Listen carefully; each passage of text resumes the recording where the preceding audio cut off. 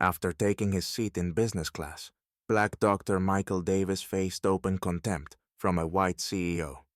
Later, at the conference, the CEO discovered Michael was the guest of honor.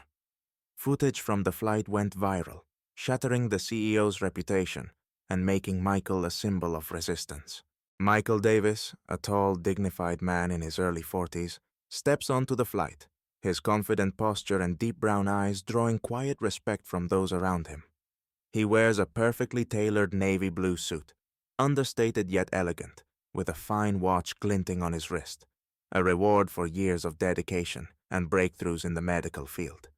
As he makes his way to his seat, there's a composed pride in his expression, a pride earned from countless hours spent helping others and pushing boundaries in science. Today, he's on his way to give a keynote speech at a renowned medical conference, a moment he's worked hard to achieve. Taking his place in business class, Michael lets himself savor the satisfaction of what this seat symbolizes, the result of his persistence, talent, and resilience against countless odds. He glances around, soaking in the moment, but his tranquility is abruptly interrupted. The man seated beside him catches his attention, a white man in his 50s, with carefully styled gray hair and a tailored, costly gray suit that practically shouts affluence and self-assurance. Michael quickly recognizes him as Charles White, a CEO known for his cutthroat reputation in corporate circles. Charles glances at Michael, his gaze turning icy as he registers who's sitting beside him. His lips curl into a smug, condescending smile, and with a voice loud enough to be heard by others, he sneers, "Didn't expect to see one of you in business class." His eyes narrow slightly, as if assessing whether Michael even belongs there. Michael's fingers tighten around the armrest, but he keeps his gaze steady, choosing to look out the window, focusing on the blue skies beyond. Unbothered by the lack of response, Charles's tone sharpens as he adds with a haughty air, "Your seats are usually in economy, you know. Business class isn't exactly for everyone." A few other passengers shift in their seats, sensing the unmistakable hostility in Charles's voice. The atmosphere thickens, but Michael maintains his calm, his patience a quiet testament to his strength. He refuses to let Charles's petty provocations rattle him, determined to hold on to the dignity that his achievements have earned him. The atmosphere in the cabin grows even heavier as the flight attendant gently tries to clarify the mix-up regarding Michael's suitcase. She explains that it had been mistakenly placed in Charles's overhead compartment. A minor error, but Charles seizes on it with all the fervor of someone itching for a confrontation. His lips curl into a smug smile, and he raises his voice, loud enough for nearby passengers to hear. "Ah, there it is. Just as I suspected. People like you are always causing trouble, aren't they?" Michael, who has spent years cultivating a patience that few could match, feels a flicker of frustration, but lets it pass.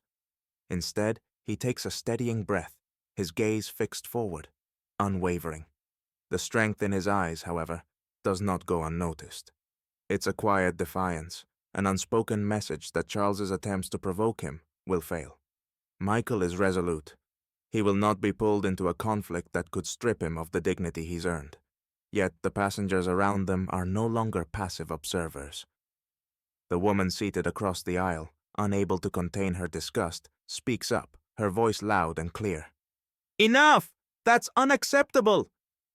Her words resonate, pulling several others from their silence, casting accusing looks at Charles. Charles, seemingly oblivious to the growing sentiment against him, waves her off dismissively. His attention, however, remains fixated on Michael, as if his very presence were an offense. Turning to the flight attendant with a sneer, he points at Michael, his voice dripping with disdain. "Look at him, sitting in a seat that probably isn't even his, and now he's causing issues for the rest of us. This is what happens when people don't know their place."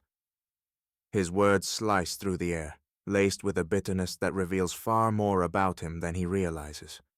The flight attendant tries to calm him, gently urging him to keep his voice down, but Charles only scoffs, using even this moment to assert his assumed superiority.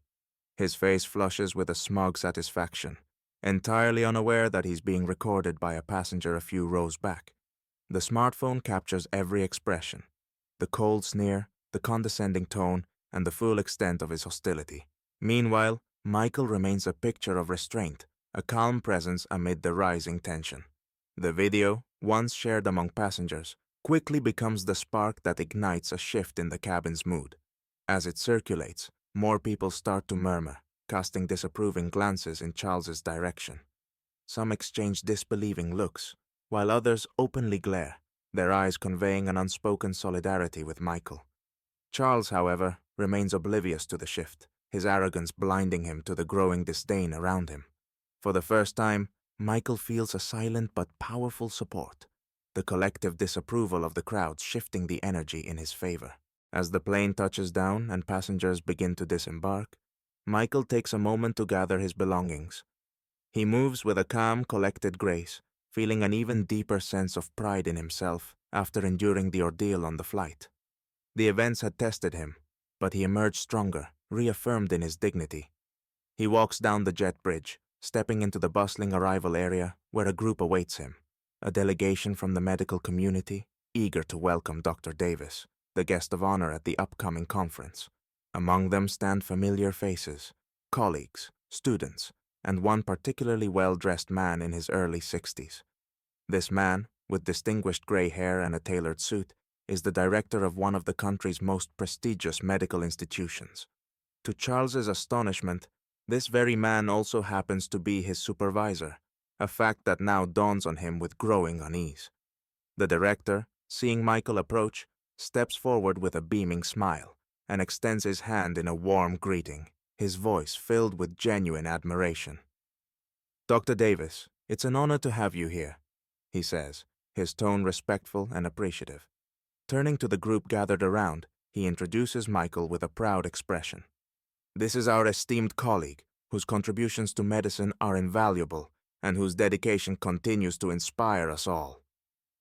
The director's words ring out, carrying a weight that isn't lost on anyone, least of all Charles, who watches from a few paces away. Every word feels like a reminder of the respect and dignity that Michael commands, the very qualities Charles had so openly dismissed just hours before. Realizing now that Dr. Davis is not only the guest of honor, but a pivotal figure in the medical event, Charles scrambles to adjust his demeanor, his smug confidence replaced by an uneasy humility. He hesitates, then steps forward, past his colleagues, and approaches Michael with a polite smile, carefully masking his discomfort. Hoping to mend the situation, Charles extends his hand, attempting to appear gracious and respectful. Michael, however, stands firm, his posture unwavering, his gaze steady. He looks at Charles, the memory of the flight still fresh in his mind. Without a word, he makes the choice not to shake Charles's hand, his silence conveying a dignified refusal. The others notice, some exchanging glances of approval, recognizing Michael's quiet defiance in the face of what they now know was a deeply disrespectful encounter. Charles, standing there with his hand awkwardly outstretched, feels the weight of his actions settle upon him. He glances around, catching the subtle looks from those around him, looks that speak volumes. His polished smile fades, replaced by an uncomfortable realization that his prejudice, once hidden behind a facade of professionalism, is now exposed. As he stands there, words failing him, he understands the true impact of his actions, fully aware that his own reputation has been irreparably tainted by his behavior toward the very man he sought to belittle. For the first time, Charles is left feeling the sting of judgment and isolation, as he confronts the consequences of his actions in a moment that echoes Michael's quiet resilience. Days after the incident, the video recorded by a fellow passenger surfaces online and quickly goes viral. The footage shows Charles White's rude treatment of Michael, complete with every degrading comment and obvious disdain. Social media users share the video in outrage, and news outlets pick up the story, drawing widespread attention.